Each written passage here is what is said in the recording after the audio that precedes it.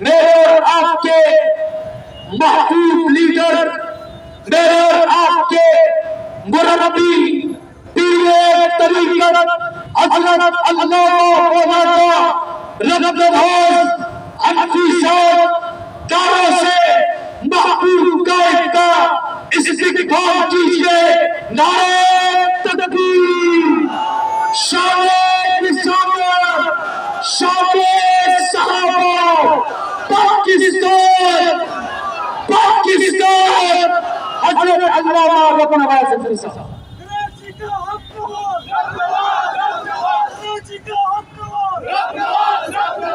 بسم اللہ الرحمن الرحیم۔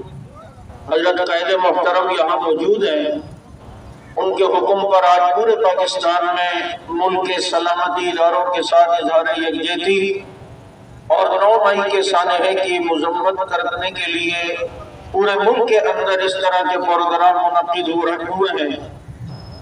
میں صرف اتنی بات کہوں گا، یہ 9 مئی کا جو سانحہ اور جس میں فوج ہی ٹارگٹ کی گئی اور انہی کو بدنام کرنے کی کوشش کی گئی، یہ ایک وہ بیرونی ایجنڈا ہے کہ جو اس وقت واضح طور پر کھل کے سامنے آیا جب اس پارٹی کا لیڈر ایک پریس کانفرنس میں کہتا ہے کہ مجھے کسی بھی سیاستدان سے کچھ اختلاف نہیں، مجھے صرف اختلاف جنرل عاصم منیر سے ہے۔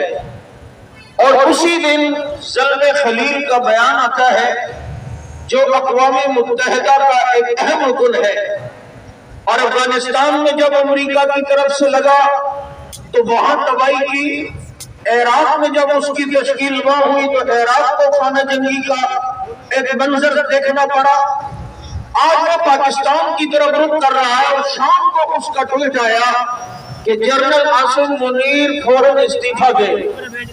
سوال یہ ہے کہ ایک امریکی اور ایک اقوام متحدہ کا وہ انسان جس نے ہمیشہ اسلامی ممالک کے خلاف جنگیں لڑوائی ہیں اور وہاں کے حالات خراب کیے ہیں، وہ ہمارے چیف کے متعلق استعفے کا جو مطالبہ کر رہا ہے، یہ بہت معنی خیز بات ہے۔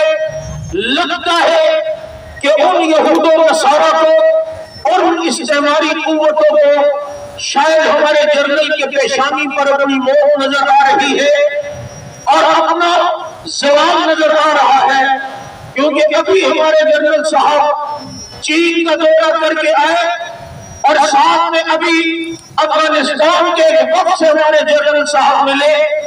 یہ ساری ملاقاتیں اور جو ایک بلاک بننے کے لیے جا رہا ہے جس میں روس، چائنا، پاکستان، ترکی اور اسی طرح سعودیہ ہے، یہ ساری اس کے خلاف سازش ہو رہی ہے۔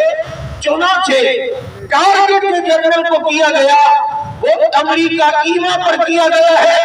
ٹھیک ہے، تحفظات ہمارے بھی بہت سی جماعتوں اور اداروں کے بارے میں ہوتے ہیں، لیکن جہاں ملک کی سالمیت کی بات آئے گی وہاں ہم اپنے ذاتیات کو پیچھے رکھ دیں گے، اپنے ملک کی حفاظت کے لیے ہر عمل دستے کا کردار ادا کریں گے۔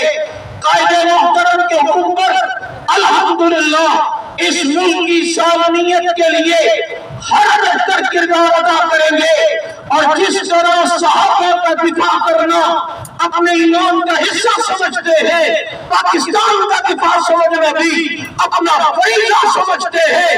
پاکستان کے ٹکڑے کرنے کی باتیں کرنے والوں، تمہیں شاید پتہ نہیں 2 ریاستیں ایسی ہیں جو اسلام کے نام پر عرض وجود میں آئی، ایک ریاست مدینہ تھی اور دوسرا پاکستان تھا۔